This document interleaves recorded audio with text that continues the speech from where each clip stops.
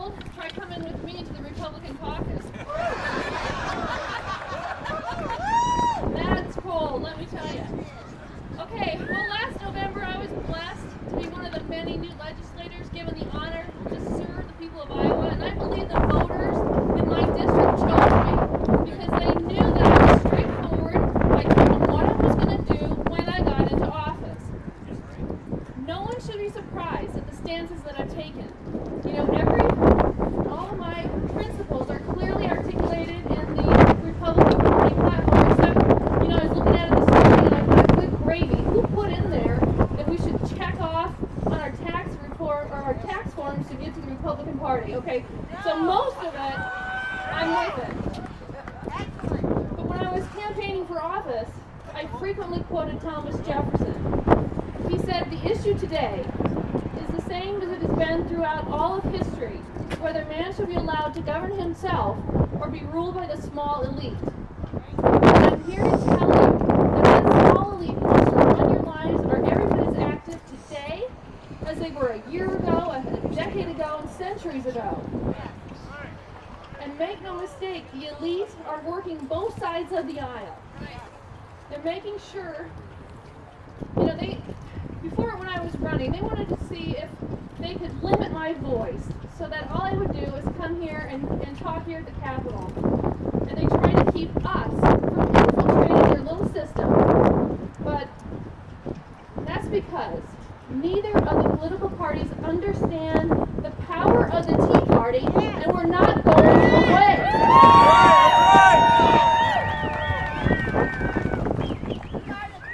That's right.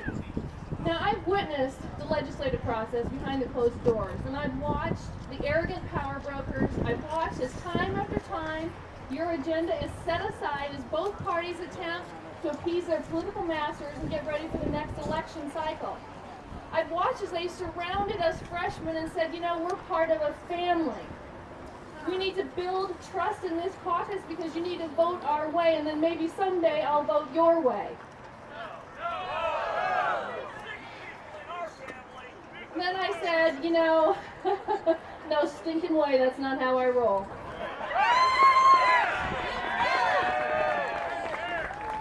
Now, most of the media attention that I've been receiving this session has to do with my stand for the sanctity of human life from the moment of conception till natural death. Sadly, our leadership has not allowed a vote on this most fundamental Republican Party platform issue, and several of us have taken the stand for life and they're feeling the heat. And perhaps you've heard this last week, 6 of us in the House stood up for our Second Amendment rights. We were led into battle by State Representative Tom Shaw. Even getting the vote for that constitutional carry was a battle, but we stood our ground, and I need you to stand your ground. After that vote, the next day I walked to the leadership and I said, you want to talk now about how that life vote's going to come down? He wasn't ready to talk to me. But when we add to that the most fundamental Republican Party principles, we get a disregard for fiscal and economic issues that gave rise to the Tea Party movement in the first place. Someone's got to stand up again and say enough is enough. Now let me tell you, I am pleased that the House Republicans do not want to spend more money than we take in, but that's not the right question. The question is, how much money should we be taking in the first place? And I am pleased that the House Republicans are trying to make this a better economic climate, and they've been going across Iowa to reduce our orders and regulations. But this last week, I was absolutely offended when I was asked to vote for House File 666. For House Republicans, Representative Tom Shaw and I voted for you and against House File 666. And let me tell you what it is. In 2002, Democrat Governor Vilsack created an investment scheme using transferable Iowa contingent tax credit certificates. Essentially, we are the safety net for venture capitalists. The original law put Iowa taxpayers potentially on the hook for $100 million. In 2009, the Iowa legislature reduced our potential tax liability to $60 million. This session, last week, a vote for House File 666 is a vote for corporate welfare and a vote to increase our potential liability to $125 million. The state of Iowa has little to no control over the investments. In other words, should these venture capitalists fail, we, the taxpayers, will have to cover some, if not all, of those losses.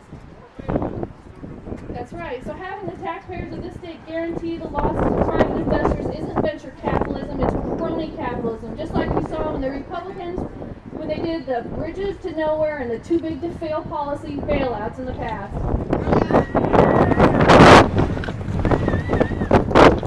It's the political elite, the ruling class who need to hear the message again. We're taxed enough already. Now, I've learned during this legislative session that the worst thing to do at the State House isn't to sin against God. It's not to dishonor my constituents or violate my oath to uphold the Constitution. The worst thing for someone in my position to do is to be seen as disloyal or not a team player by the political party. And I'm telling you, there is pressure on those six. But we're going to stand firm, and we need you to stand with us.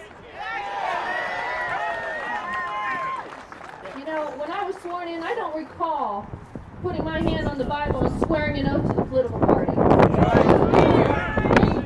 I took an oath to uphold and defend the Constitution, so help me God. This means I'm first accountable to God, then to the Constitution, and then to the voters.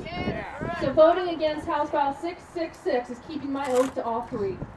Now, let there be no confusion. I'm a proud, patriotic American, and there are others like me, but we are still in the vast minority in the Iowa legislature. And I'm looking for stand your ground, live free or die patriots that'll join me in the House. Let's take back our state and take back this country.